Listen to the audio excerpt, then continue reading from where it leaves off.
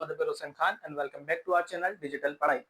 जब हर दूसरी चीज डिजिटल होती जा रही है तो क्यों ना पढ़ाई को भी डिजिटल किया जाए। इसी मकसद के तहत 2020 में जब मैंने ये चैनल स्टार्ट किया था और ताकि देना एजुकेशन को भी डिजिटल किया जा सके और घर पे बैठे बैठे आप मैथ्स को, जैसे कि हम अभी तक क्लास 6 से लेकर क्लास मैट्रिक तक के मैथ्स देख रहे थे, पर आज हमने एक नए सफर का आगाज करना है और वो है फिजिक्स के न्यूमेरिकल। क्लास 9th और 10th के जो न्यूमेरिकल्स हैं हमारे पास फिजिक्स के, वो स्टार्ट करेंगे। कुछ बच्चों ने कहा था कि सर फिजिक्स के न्यूमेरिकल भी हो जाए तो बेहतर होगा कि हमें समझने वो। तो आज हम स्टार्ट करते हैं फिजिक्स के चैप्टर नंबर 1 वर्क एग्जाम्पल से लेके, और इसके जो लास्ट चैप्टर के एंड में जो न्यूमेरिकल्स होते हैं वो भी करेंगे। ठीक है, तो पहला जो न्यूमेरिकल है, पहली जो वर्क एग्जाम्पल है वो हमारे पास है कन्वर्ट मास ऑफ सन। और आगे उन्होंने मास ऑफ सन दे दिया है किसमें, ऑर्डिनरी नोटेशन में। इस तरीके से जब कुछ लिखा जाता है ना डिजिट्स, उसको कहा जाता है ऑर्डिनरी नोटेशन। और उन्होंने बोला है इसको कन्वर्ट करो किसके अंदर, साइंटिफिक नोटेशन के अंदर। ठीक है जी, तो हमने क्या करना है इस वर्क एग्जाम्पल में, ऑर्डिनरी नोटेशन को साइंटिफिक नोटेशन में चेंज करना है। आपने इस तरीके के जो सवाल हैं वो चैप्टर नंबर 2 में, जो क्लास 9 की मैथ की बुक है उसमें भी देखे होंगे, जब हम उसमें सीखते थे कि साइंटिफिक नोटेशन को ऑर्डिनरी नोटेशन में कैसे चेंज किया जाता है या ऑर्डिनरी नोटेशन को साइंटिफिक नोटेशन में किस तरीके से चेंज किया जाता है।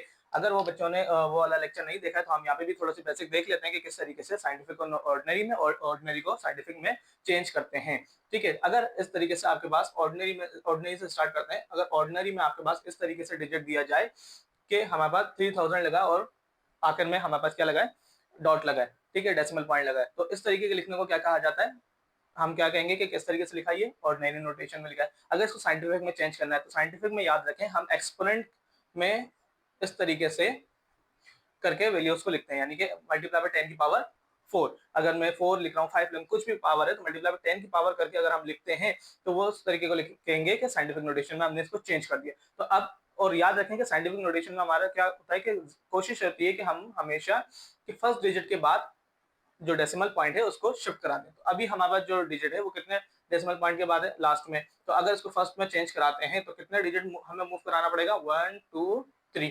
तो क्या हो जाएगा ये 3.0। हमने कितने डिजिट मूव कराया, 3 डिजिट मूव कराया, 1 2 एंड 3। तो हमारे पास पावर क्या हो जाएगी, एक्सपोनेंट 3, 3.0 एक्सपोनेंट 3। तो ये हो गया हमारे पास ऑर्डिनरी नोटेशन, और इस तरीके के लिखने को हम कहते हैं साइंटिफिक नोटेशन। ठीक है जी, अब अगर साइंटिफिक नोटेशन में हमारे पास सवाल आता है तो हम उसको ऑर्डिनरी में कैसे लेके जाएंगे। अगर मैं बनाता हूँ 1.6 एक्सपोनेंट 4, ठीक है, तो हम इसको ऑर्डिनरी में किस तरीके से लेके जाएंगे। तो यहाँ पर हमारे पास है 1.6 और एक्सपोनेंट 4। याद रखें अगर प्लस में जो पावर की वैल्यू है तो हमारे पास जीरो बढ़ते हैं राइट साइड पर, और अगर माइनस में है, अभी हम सवाल देखेंगे, तो उसमें हमारे पास जो जीरो हम बढ़ाते हैं वो लेफ्ट साइड की तरफ बढ़ाते हैं। तो अभी पावर 4 है, पॉजिटिव में है तो जीरो इस तरफ बढ़ेंगे। तो हमारे पास क्या है, एक ये डिजिट है, तो 1 6 मुझे लास्ट में लेके जाना है। तो मुझे कितने मूव कराने हैं, 4। एक तो हमारे पास यही मूव कर जाएगा 6 जो है, तो एक तो ये मूव कर जाएगा, और कितने जीरो लग जाएंगे, 3। तो हमारे पास क्या हो जाएगा, 1 2 3 4। तो यहाँ पर आ जाएगा। तो अगर हमें लिखता हूँ 16,000, तो ये हो गया हमारे पास 1.6 हमारे पास साइंटिफिक नोटेशन में था, और ये हो गया 16,000 हमारे पास ऑर्डिनरी नोटेशन में। इसी तरीके से अगर हमारे पास क्या कहते हैं, माइनस में पावर आ जाए, इस तरीके से वैल्यू आ जाए 0.0019, तो ये हमारे पास हो गया क्या कहते हैं, ऑर्डिनरी नोटेशन में। अब मैंने कहा था कि सर, बच्चे पूछते हैं सर आपने तो कहा था कि जो है ना एक डिजिट के बाद होना चाहिए, एक ही डिजिट के बाद तो है, जीरो के बाद डेसिमल पॉइंट लगा है, तो इसको शिफ्ट क्यों कराना है। बेटा बात ये है कि अभी जो हमने बात सीखी थी वो पॉजिटिव के लिए सीखी थी, और इसलिए मैंने वो बात आधी बताई थी। अगर आपके पास जो डिजिट है वो जीरो, तो उसको एक डिजिट नहीं मानते। हमेशा याद रखना कि हमें एक डिजिट के बाद तक लेके जाना है, पर वो डिजिट जीरो नहीं होना चाहिए, जीरो के अलावा कोई नंबर होना चाहिए। तो ये तो है जीरो, तो अब हमें क्या करना पड़ेगा, मूव कराना पड़ेगा। तो 1 2 3, तो 1 वो नंबर है जिसके बाद हम इस डेसिमल पॉइंट को लेके जाएंगे। तो क्या हो जाएगा 1.9, क्योंकि हमें जो एक डिजिट रखना है वो जीरो ना हो, उसके अलावा कोई नंबर हो। ठीक है, तो ये हो गया 1.9। अब कितने डिजिट हमने मूव कराया, 1 2 3, तो ये क्या हो जाएगा, एक्सपोनेंट -3। तो याद रखें जब भी हम राइट हैंड से लेफ्ट की तरफ लेकर आते हैं डिजिट डेसिमल पॉइंट को, तो पॉजिटिव में आंसर आता है, और जब लेफ्ट से राइट की तरफ डेसिमल पॉइंट को मूव कराते हैं तो माइनस में आंसर आता है। ठीक है जी, तो अब इसका कॉन्सेप्ट तो हो गया बेसिक। उम्मीद करता हूँ कि आपको ये अच्छे से समझ में आ गया होगा। इसकी मजीद प्रैक्टिस के लिए हमारे पास ये बड़ा सवाल है, वो एग्जाम्पल है, इसको सॉल्व करते हैं। ठीक है, अच्छा जी,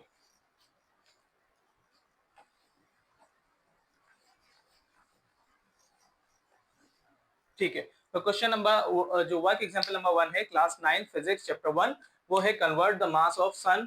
सन का मास दिया है ऑर्डिनरी नोटेशन में और साइंटिफिक नोटेशन में उसको चेंज करना है। तो याद रखें, है तो ये न्यूमेरिकल को सॉल्व करने का एक पैटर्न है। अगर उसको फॉलो किया जाए तो हम उम्मीद करते हैं कि हमें ज्यादा से ज्यादा नंबर मिलेंगे। ठीक है, तो सॉल्व करते हैं इसको। सॉल्व की हेडिंग डाली।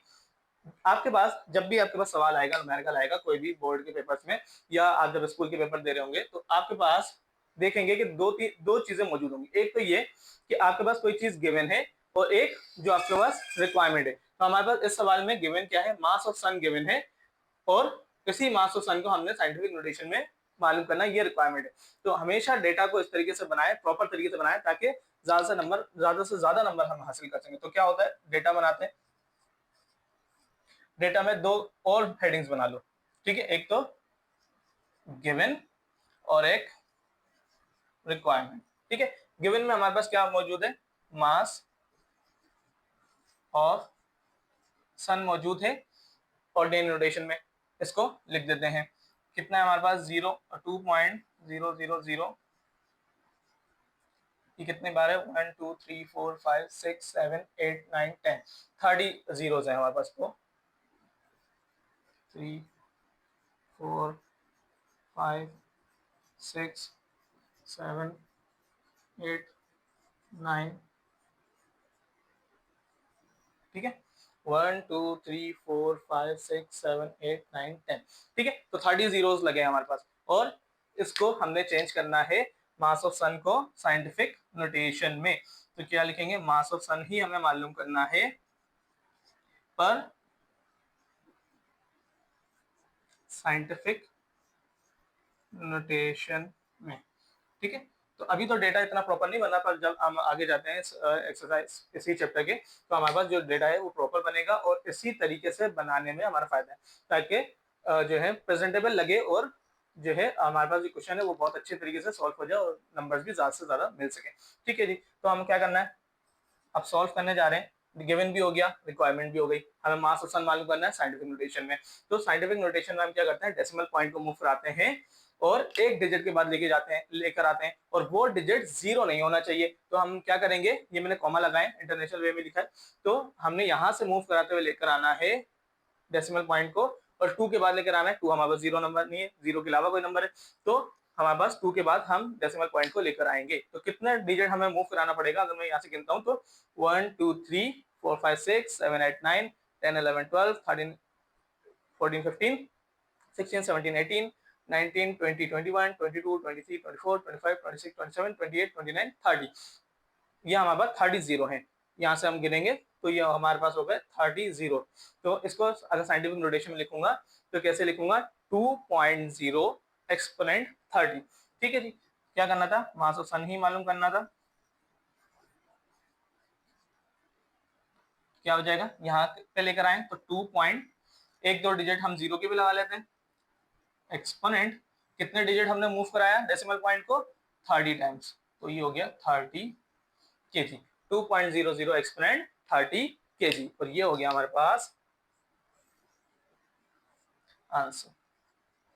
आसान था, हमें मास को ऑर्डिनरी से साइंटिफिक में लेके जाना था। अब हम चलते हैं वर्क एग्जांपल नंबर 2 की तरफ, और उसमें हमें साइंटिफिक नोटेशन से ऑर्डिनरी नोटेशन की तरफ उसको कन्वर्ट करना है। ठीक है,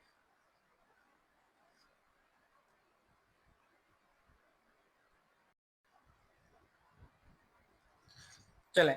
अब ये आ गया हमारे पास वर्क एग्जांपल नंबर 2। उन्होंने बोला है convert the mass of an electron 9.11 exponent minus 31 KG into standard form. Standard form क्या है, वही चीज, ऑर्डिनरी फॉर्म को स्टैंडर्ड फॉर्म भी कहा जाता है। दो तरीके से कह सकते हैं, तो ऑर्डिनरी फॉर्म कह लें या और जो है स्टैंडर्ड फॉर्म कह लें। ठीक है, हमने इसको चेंज किस में करना है, स्टैंडर्ड फॉर्म में। ठीक है, और दिया हुआ किस में है, साइंटिफिक नोटेशन में। एक्सपोनेंट की पावर दी हुई है, तो साइंटिफिक नोटेशन में हमें दिया हुआ है, और स्टैंडर्ड फॉर्म या ऑर्डिनरी फॉर्म में हमें इसको चेंज करना है। डेटा उसी तरीके से बनाएंगे। गिवन हमें दिया हुआ क्या है, हमेशा न्यूमेरिकल में दो चीजें होंगी, एक तो वैल्यू दी हुई होगी और एक आपके पास रिक्वायरमेंट में होगी। ठीक है, अच्छा जी, मास ऑफ इलेक्ट्रॉन हमें पास गिवन है 9.11 एक्सपोनेंट माइनस 31 kg और हमें रिक्वायर्ड क्या है, मास ऑफ इलेक्ट्रॉन ही मालूम करने हैं, पर किसमें, स्टैंडर्ड फॉर्म में। ठीक है, तो इसको स्टार्ट करते हैं। मास ऑफ इलेक्ट्रॉन हमें दिए हैं साइंटिफिक नोटेशन में, साइंटिफिक नोटेशन में भी हमारे पास जो पावर है वो -31 है। मैंने क्या समझाया था अभी आपको बेसिक कॉन्सेप्ट देते हुए कि अगर पावर माइनस में हो तो जो जीरो ऐड होंगे वो किस तरफ होंगे, लेफ्ट साइड पर होंगे, और अगर पावर पॉजिटिव हो तो जीरो राइट साइड पर होते हैं ऐड। तो अभी माइनस में है तो किस तरफ जीरो ऐड होंगे, 9 से पहले पहले लेफ्ट साइड पर जीरोस ऐड होंगे। अच्छा, और कितने जीरोस ऐड होंगे ये देख लें, हमारे पास ये पावर क्या है, 31 है। तो अगर पावर 31 है तो हमें 31 टाइम्स जो डेसिमल पॉइंट है उसको मूव कराना है। तो 31 टाइम्स जब हम मूव कराएंगे तो यहाँ पर डेसिमल पॉइंट लगा है 9.11 है, तो ये जो डेसिमल पॉइंट है एक तो जब मूव करेगा एक तो यही पॉइंट डिजिट हो जाएगा 9, तो एक तो यही डिजिट हो गया, उसके बाद कितने जीरोस लगेंगे, 30 जीरोस लगेंगे डेसिमल पॉइंट से पहले। ठीक है, तो क्योंकि एक हमारे पास यही मूव हो जाएगा, अगर मैं यहाँ पे लिखता हूँ 9 तो एक यहाँ पर मूव हो गया और 30 और जीरो लग जाएंगे। मतलब अगर मैं यहाँ पे पॉइंट लगाता हूं तो पॉइंट से पहले कितने जीरोस लगेंगे, 30। 1 2 3 4 5 6 7 8 9 10 11 12 13 14 15 16 17 18 19 20 21। अच्छा, नीचे लिख दे रहा हूँ 22 23 24 25 26 27 28 29 30। 1 2 3 4 5 6 7 8 9 10 30 जीरोस लग गए और उसके आगे क्या लिखेंगे हम, 911 kg।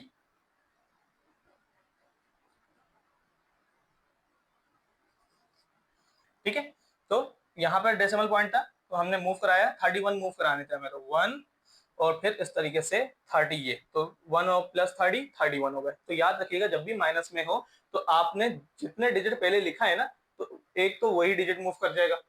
अगर पॉइंट यहाँ पर होता, डबल 1 के बाद होता तो कितने होते, 1 2 3, तो हम 31 में 3 माइनस करके 0 लगाते।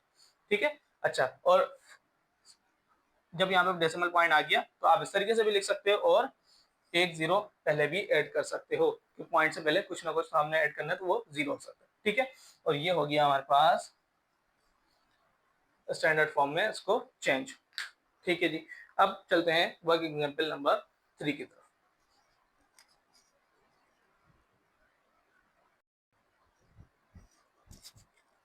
चलें, अब बारी है वर्क एग्जाम्पल नंबर 3 की। बुक में आपके पास यहाँ पर 4 लिखा है, उसे रिमूव करके 3 कर लें क्योंकि लाइन से हमारे पास वो मिस प्रिंटिंग हुई है।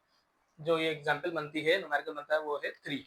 ठीक है जी, हमें उन्होंने बोला है what is the mass of a solid iron wrecking ball of radius 18 centimetre if the density of iron is 7.8 gram per centimetre cube. ठीक है जी, तो जैसे मैंने कहा था कुछ चीज आपको गिवन होगी, कुछ आपको रिक्वायरमेंट में होगी। तो यहाँ पर दो वैल्यूज आपके पास गिवन है, एक तो डेटा बनाते हैं हाथ के हाथ। डेटा में मैंने क्या बोला, एक गिवन और एक रिक्वायरमेंट। तो गिवन पहले देख लेते हैं क्या क्या आपके पास गिवन में है। रेडियस दिया है बॉल का 18 सेंटीमीटर। ठीक है, और आपके पास क्या गिवन है, डेंसिटी दी हुई है। डेंसिटी को हम इस तरीके से रो का साइन होता है उससे शो करते हैं, 7.8 ग्राम पर सेंटीमीटर क्यूब। ठीक है, और आपके पास जो रिक्वायरमेंट है,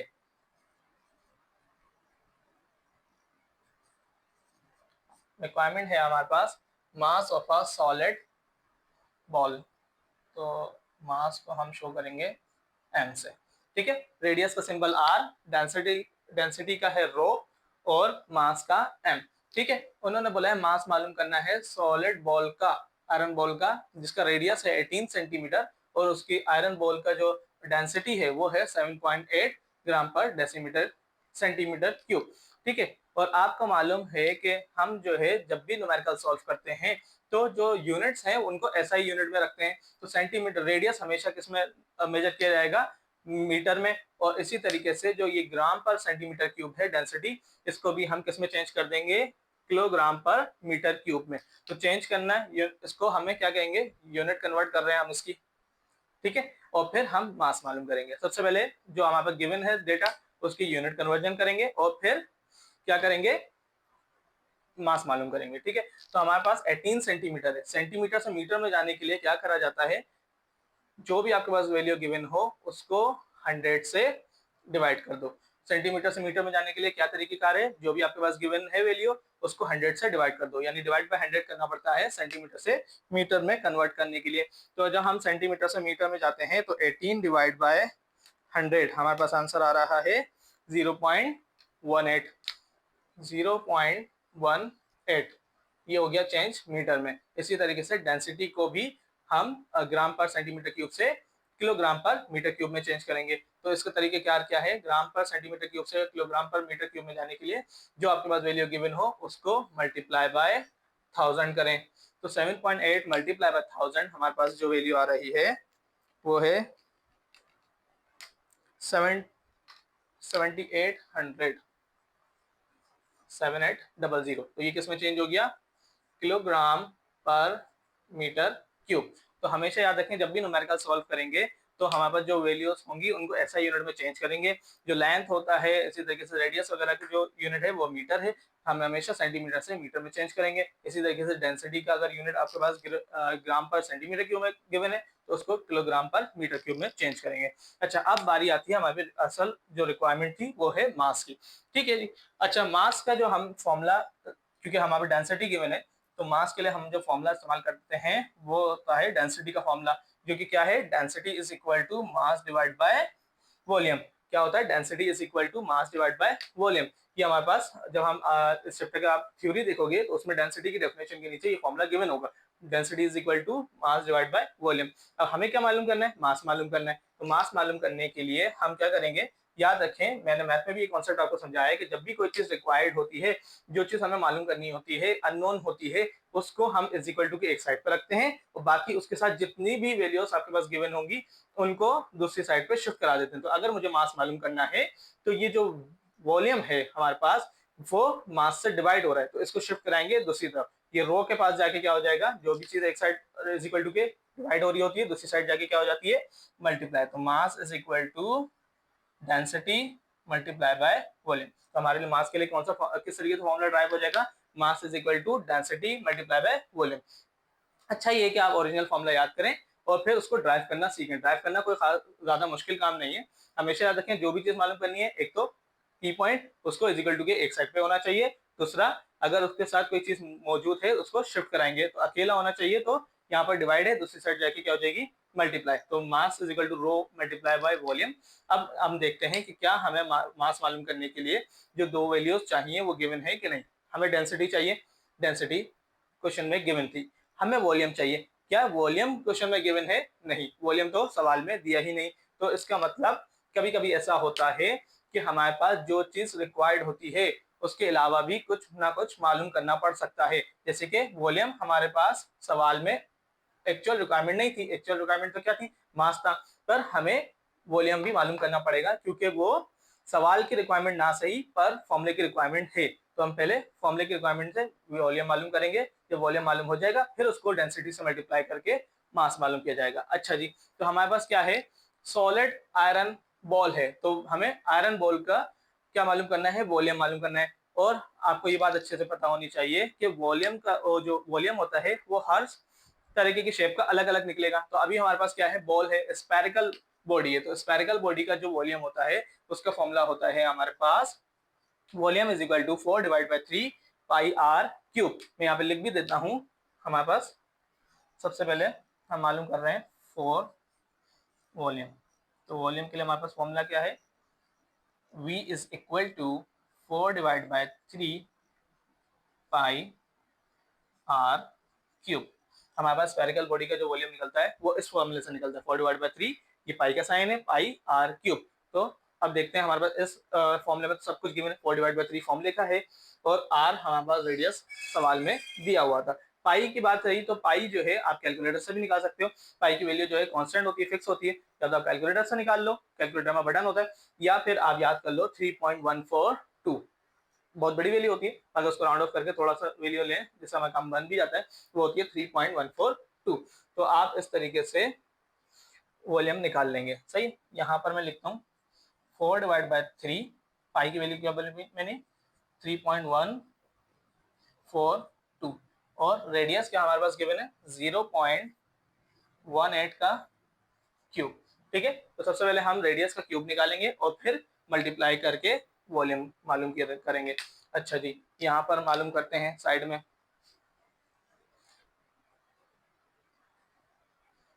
वॉल्यूम। ठीक है, सबसे पहले तो 4/3 को ऐसे ही रख देते हैं और 3.142 उसको भी ऐसे ही रखते हैं और क्या मालूम करते हैं रेडियस का क्यूब। तो 0.18 का क्यूब हमारे पास आ रहा है, कैलकुलेटर से मालूम करते हैं 0.18 का क्यूब। ठीक है, 0.18 पावर में क्यूब, तो ये आ गया हमारे पास 5.832 एक्सपोनेंट -3।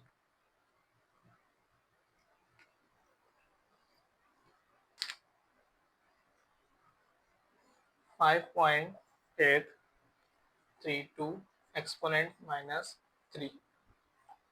ठीक है, अच्छा जी, अब एक काम और कर सकते थे हम, 4/3 को भी यहाँ पे डिवाइड कर देते हैं ताकि फिर तीनों वैल्यूज को मल्टीप्लाई कर देंगे। जैसे हमने सीखा है कि बोर्ड मास के रूल में पहले डिवाइड कर देते हैं और फिर मल्टीप्लाई।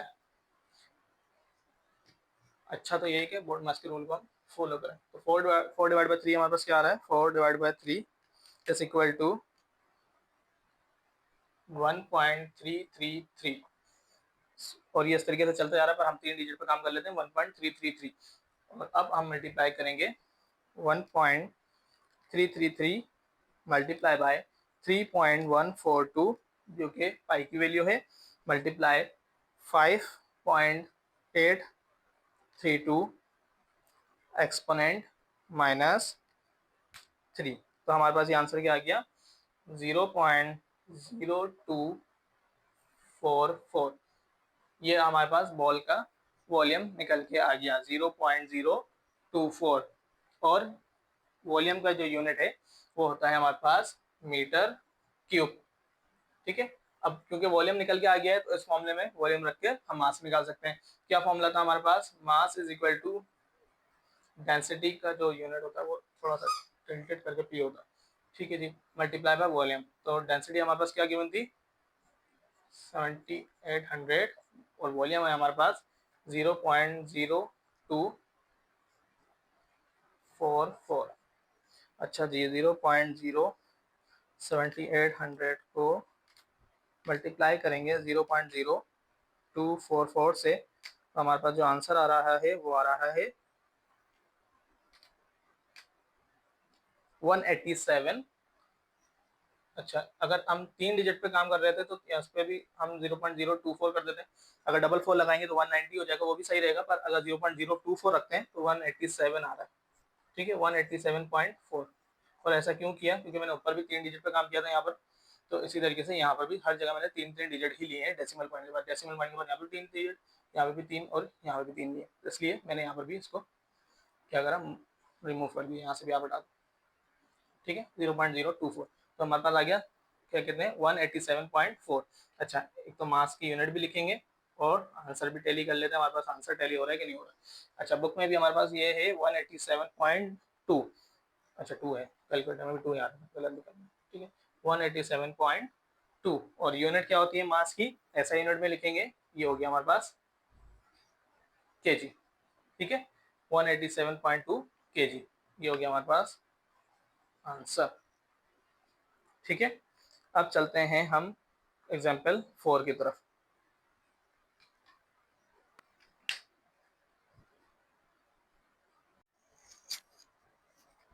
अच्छा जी, अब आ गया वर्क एग्जाम्पल नंबर 4। बुक में 5 लिखिए, आप उसको सही कर लें। 4 है क्योंकि सीक्वेंस से जैसे हम चल रहे हैं तो प्रिंटिंग मिस्टेक है, उसको 4 कर लें। हमारे पास ये लास्ट एग्जाम्पल आ गई, वर्क एग्जाम्पल नंबर 4, जो कि how many significant figures are there in the area of a cylinder whose diameter is 5 centimetre. अच्छा जी, रिक्वायरमेंट पर नजर डालते हैं। रिक्वायरमेंट वो बोल रहे हैं सिग्निफिकेंट फिगर्स मालूम करनी। सिग्निफिकेंट फिगर्स क्या होती हैं? अगर आप थ्योरी में समझ चुके हैं तो उधर देख लिया होगा कि आपने सिग्निफिकेंट फिगर क्या होती है। पर अगर वहां पे नहीं समझाए तो अब न्यूमेरिकल करते हुए अच्छा होगा कि एक टॉपिक हम सिग्निफिकेंट फिगर को भी पढ़ लेंगे कि सिग्निफिकेंट फिगर्स क्या होते हैं हमारे पास। उससे पहले हम क्या देखते हैं कि एरिया मालूम करना है। एरिया का जो है सिग्निफिकेंट फिगर मालूम करना है, तो एरिया क्या मालूम करना है हमें? सिलेंड्रिकल बॉडी का एरिया मालूम करना है जिसका डायमीटर क्या है 5 सेंटीमीटर।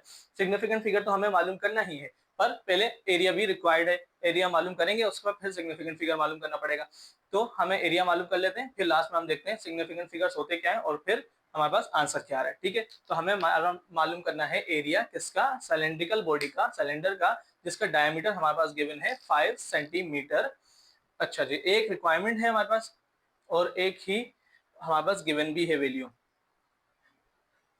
ठीक है, तो स्टार्ट करते हैं डेटा से। डेटा में एक तो वैल्यू हो गई गिवन।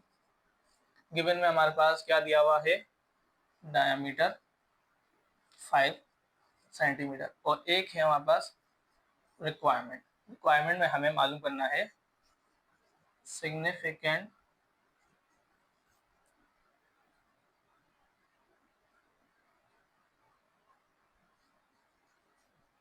फिगर। ठीक है, अच्छा, और एरिया का सिग्निफिकेंट फिगर मालूम करना होगा।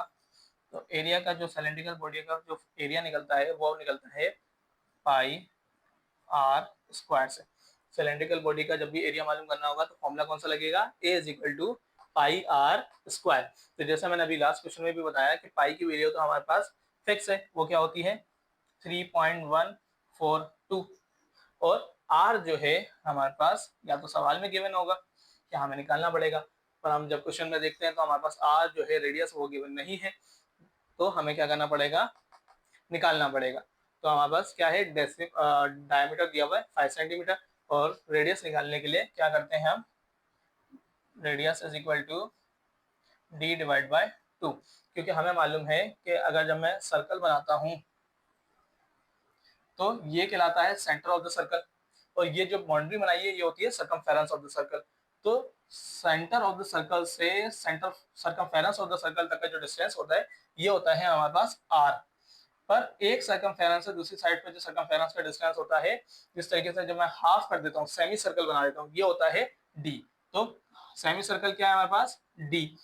ये पूरा क्या है? डी। और यहाँ से लेकर यहाँ तक का जो डिस्टेंस है वो है आर। तो अगर हमारे पास डी दिया हो तो उसका आधा मालूम करना है रेडियस, तो रेडियस का फॉर्मूला क्या हो जाएगा? D divide by 2। तो हमारे पास जो भी डायमीटर दिया है उसको डिवाइड बाय 2 कर देंगे। 5 दिया है तो 5 डिवाइड बाय 2। 5 डिवाइड बाय 2 देखते हैं हमारे पास कैलकुलेटर में आंसर क्या आ रहा है।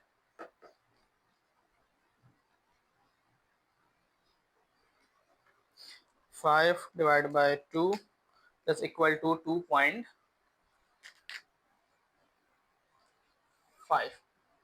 सेंटीमीटर।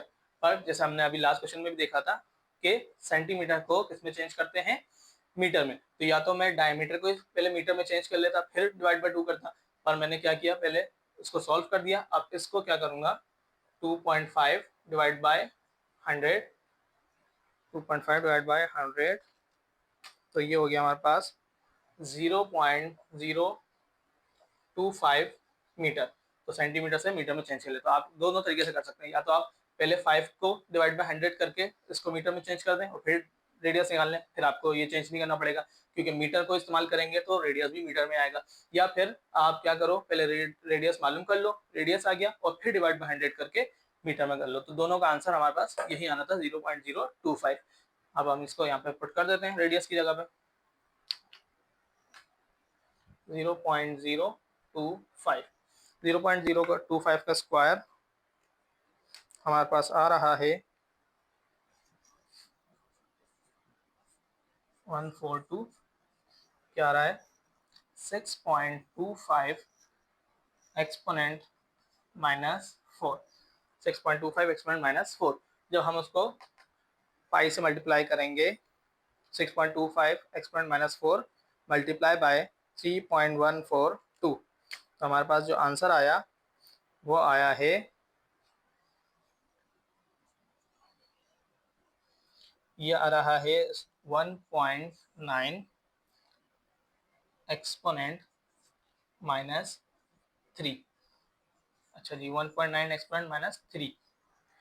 और हमने क्या मालूम करना है, सिग्निफिकेंट फिगर। तो पहले हम इसको एक्सपोनेंट माइनस 3 को चेंज कर लेते हैं और इसको साइंटिफिक नोटेशन से ऑर्डिनरी नोटेशन में ले आते हैं।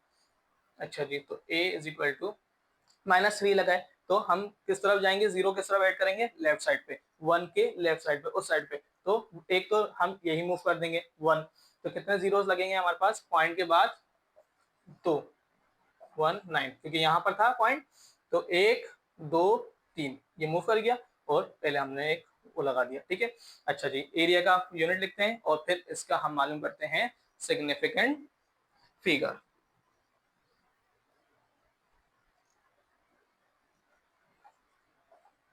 ठीक है, एरिया का यूनिट भी हो गया मीटर स्क्वायर। अब हमने सिग्निफिकेंट फिगर मालूम करना है, इसका भी मालूम कर सकते हैं, पर अगर आप बुक से टैली करोगे तो बुक में उन्होंने क्या किया है, इसको वापस इधर लाकर उन्होंने एक्सपोनेंट माइनस 3 को, जैसे जैसे ये हमारा आंसर आ रहा था, तो हम ये इस तरीके से भी लिख सकते हैं और इस तरीके से भी लिख सकते हैं। तो उन्होंने क्या किया है कि एक्सपोनेंट माइनस 3 का डायरेक्ट क्या किया है, एक्सपोनेंट माइनस 3 का, अगर मैं यहाँ पर दिखाता हूँ 1.9 एक्सपोनेंट माइनस 3 है, तो ये है मीटर स्क्वायर। तो 1.9 एक्सपोनेंट माइनस 3 किस में चेंज होता है, मीटर, मीटर स्क्वायर। तो ये आंसर हमारा बुक में आ रहा है। ठीक है, 1.9 मीटर मीटर स्क्वायर। तो आप क्या करो, सिग्निफिकेंट फिगर को चेंज नहीं करो, डायरेक्ट क्या कर दो, एक्सपोनेंट माइनस 3 हटाकर मीटर लगा दो उसमें, मिलीमीटर। ठीक है, अच्छा, पर मैं इसको ही लेके चल रहा हूँ ताकि आपको मुझे जो है सिग्निफिकेंट फिगर सिखाने थे कि कैसे होते हैं, तो ये वैल्यू ज़्यादा सुटेबल रहेगी सिग्निफिकेंट फिगर सिखाने के लिए। ठीक है, अब सिग्निफिकेंट फिगर में हम देख लेते हैं कि सिग्निफिकेंट फिगर्स होते क्या है। आप बुक के पेज नंबर आ जाओ 22 पे। 22 पे जो ये एग्जाम्पल थी, वो एग्जाम्पल नंबर 5, उससे पहले जो है टेबल दिया हुआ 1.4 टेबल, जिसमें हमें रूल्स सिखाए हैं और एग्जाम्पल के साथ कि सिग्निफिकेंट फिगर्स होते क्या हैं, कैसे हम मालूम करेंगे सिग्निफिकेंट फिगर्स। तो याद रखें कि तमाम वो नंबर जो नॉन जीरो होते हैं वो तमाम के तमाम क्या कहलाएंगे, सिग्निफिकेंट फिगर। जैसे कि एग्जाम्पल में उन्होंने बोला है 2.25, तो इसमें एक भी जीरो नहीं है, तो तमाम के तमाम क्या हो गए, सिग्निफिकेंट फिगर। तो इसमें कितने सिग्निफिकेंट फिगर हो गए, 3। ठीक है, इसी तरीके से जो जो शुरू में जीरोस होते हैं, जैसे कि 0.00025 लिखता हूँ, तो इसमें हमारे पास जो स्टार्टिंग के जीरोस हैं ये सिग्निफिकेंट फिगर्स नहीं होते। तो हमारे पास इसमें कितने सिग्निफिकेंट फिगर्स हो गए, इसमें हो गए 2 सिग्निफिकेंट फिगर हो गए। याद रखें कि अगर जो नॉन जीरो नंबर्स हैं वो तमाम सिग्निफिकेंट फिगर्स हैं। इसी तरीके जो स्टार्टिंग के जीरोस होते हैं वो सिग्निफिकेंट फिगर्स नहीं होते। तो हमारे पास इस जो वैल्यू है उसमें कितने सिग्निफिकेंट फिगर हो गए, 2। इसी तरीके से अगर जीरो आ रहे हैं पर वो स्टार्टिंग में नहीं आ रहे, एंडिंग में आ रहे हैं, जैसे कि 200 आ रहा है, और इसी तरीके एक एग्जांपल ले लेता हूँ, 200 2000 कर लेता हूँ। तो इसमें क्या है, एक ही सिग्निफिकेंट फिगर है, एंड में तो आ रहे हैं पर यहाँ पे कहीं पे भी डेसिमल पॉइंट नहीं लगा, पर इसमें 4 सिग्निफिकेंट फिगर है। सर दोनों में फर्क क्या है, दोनों में ही एंडिंग में जीरोस है, पर इधर डेसिमल पॉइंट नहीं लगा और इधर डेसिमल पॉइंट लगा है। तो अगर एंड में जीरो हो पर डेसिमल पॉइंट इस्तेमाल किया गया हो तो उनको सिग्निफिकेंट फिगर्स में मानेंगे, पर अगर डेसिमल पॉइंट ना हो तो वो सिग्निफिकेंट फिगर्स नहीं इंक्लूड होते। ठीक है जी, तो याद रखें नॉन जीरोस हमारे पास तमाम सिग्निफिकेंट फिगर्स होते हैं। इसी तरीके से जो लीडिंग जीरोस होते हैं, जो स्टार्टिंग में जीरोस होते हैं, वो सिग्निफिकेंट फिगर्स नहीं होते, और आखिर में अगर जीरोस आ रहे हैं और डेसिमल पॉइंट का इस्तेमाल किया गया है। इसी तरीके से एक और एग्जांपल ले लेता हूँ, बुक वाली 2.00, तो आखिर में आ रहे हैं पर डेसिमल पॉइंट इस्तेमाल हो रहा है, तो यहाँ पर भी कितने सिग्निफिकेंट फिगर्स हो गए, 3। इसी तरीके से लास्ट एग्जांपल और देख लेते हैं, trap zeros are significant figures. अगर जीरो आ रहा है, जैसे कि एग्जांपल लेते हैं बुक वाली 0.00509, ये तो है स्टार्टिंग के, ये तो सिग्निफिकेंट फिगर्स नहीं हो सकते, पर आखिर में हम जब देखते हैं तो 509 आ रहा है, इसमें भी एक जीरो है, पर ये दो नॉन जीरोस के बीच में आ रहा है, एक 5 है और एक 9, तो ये हो गया ट्रैप जीरो, तो ये भी हमारे पास सिग्निफिकेंट फिगर्स में शामिल होगा। तो यहाँ पर कितने हो गए सिग्निफिकेंट फिगर्स? 3। ठीक है, तो यहाँ पर जैसे मैंने कहा कि मैंने इसलिए इसको चेंज किया था सिग्निफिकेंट साइंटिफिक नोटेशन से ऑर्डिनरी नोटेशन में, ताकि मैं आपको यहाँ पे बात दिखा सकूं। ठीक है, यहाँ पर क्या है, ये स्टार्टिंग के जीरोस हैं, तो ये सिग्निफिकेंट फिगर्स नहीं हो सकते। तो यहाँ पर हमारे पास कितने सिग्निफिकेंट फिगर्स हुए? ओनली 2, जो कि क्या है 1 एंड 9। आखिर में आप जब आंसर में देखोगे तो वहां पे भी लिखा होगा दस there are 2 significant numbers in the value 1 and 9, क्योंकि स्टार्टिंग के जो जीरोस होते हैं, लीडिंग जीरोस होते हैं, वो सिग्निफिकेंट फिगर्स नहीं होते। इसलिए हमारे पास हमारे आंसर में सिर्फ 2 ही सिग्निफिकेंट नंबर्स हैं, सिग्निफिकेंट फिगर्स हैं, जो कि एक है 1 और एक है 9। ठीक है, इस तरीके से हमारे पास जो चैप्टर नंबर 1 क्लास 9 के फिजिक्स के न्यूमेरिकल थे वो सारे कंप्लीट हो गए। 4 न्यूमेरिकल्स थे हमारे पास। उम्मीद करता हूँ आपको अच्छे से समझ आ गए होंगे। एक जो हमने कॉन्सेप्ट एक्स्ट्रा सीखा थ्योरी का, वो हमारे पास था सिग्निफिकेंट फिगर्स का। दोबारा से रिपीट कर देता हूँ, जो नॉन जीरोज होते हैं वो तमाम के तमाम सिग्निफिकेंट फिगर्स होते हैं। अगर मैं बोलता हूँ 2.25, तो ये 2.25 यानी कि 2 और 5, ये तीनों के तीनों क्या है सिग्निफिकेंट फिगर। तो इस वैल्यू में 3 सिग्निफिकेंट फिगर्स हो गए। इसी तरीके से जो लीडिंग जीरोज होते हैं, यानी कि अगर स्टार्टिंग में जीरोज आ रहे हैं 0.00025, तो ये जो लीडिंग जीरोस हैं ये सिग्निफिकेंट फिगर में इंक्लूड नहीं हो सकते। तो इसमें होगा सिर्फ और सिर्फ 2। आखिर में अगर जीरो आ रहे हैं, पर हमारे पास आखिर में जीरो आ रहे हैं मगर डेसिमल पॉइंट का इस्तेमाल हो रहा है, तो उसको सिग्निफिकेंट फिगर में इंक्लूड करेंगे। और ये इसमें हो गए 3, 1 2 3। और अगर ट्रैप जीरोस हैं 209 आ गया, तो ये क्या है, 2 नॉन जीरोस के बीच में है, तो ये भी हमारे पास क्या कहलाएगा सिग्निफिकेंट फिगर। तो इसमें भी कितने सिग्निफिकेंट नंबर्स हो गए? 3, एक 2, एक 0 और एक 9। उम्मीद करता हूँ आज का लेक्चर आपको अच्छे से समझ आ गया होगा चैप्टर नंबर 1 का। और अब इंशाल्लाह नेक्स्ट लेक्चर में मिलेंगे चैप्टर नंबर 2 के न्यूमेरिकल्स में। अच्छा जी, तो समझ आ गया है। आपने क्या करना है कि इस लेक्चर को ज़्यादा से ज़्यादा अपने दोस्तों के साथ शेयर करो, ताकि वो भी इस तरीके से समझ सकें। न्यूमेरिकल्स जो हैं अच्छे खासे इंपॉर्टेंट होते हैं बोर्ड के पेपर्स में। ये समझ लें 50% का रेशियो होता है थ्योरी और न्यूमेरिकल का। जो शॉर्ट क्वेश्चंस में जो शॉर्ट क्वेश्चन आते हैं 6 आ रहे हैं, तो उसमें 3 न्यूमेरिकल्स भी होंगे आपके पास इंशाल्लाह। ठीक है, तो अच्छे से ज़रूरत ये है कि अच्छे से समझें, कॉन्सेप्ट हासिल करें। कॉन्सेप्ट हासिल करना जरूरी है। अगर कॉन्सेप्ट आ जाएगा तो वैल्यूज आपके पास कुछ भी हो, कंडीशन कुछ भी दे दें, तो आप उसको टैकल कर सकते हो, सॉल्व कर सकते हो। ठीक है, तो अच्छे से समझो और दूसरों को सीखने का मौका दो। आप दूसरों के साथ शेयर करो ताकि वो भी इस तरीके से देख सकें। चलें, अल्लाह हाफिज। अब मिलते हैं इंशाल्लाह नेक्स्ट लेक्चर में चैप्टर नंबर 2 क्लास 9 न्यूमेरिकल।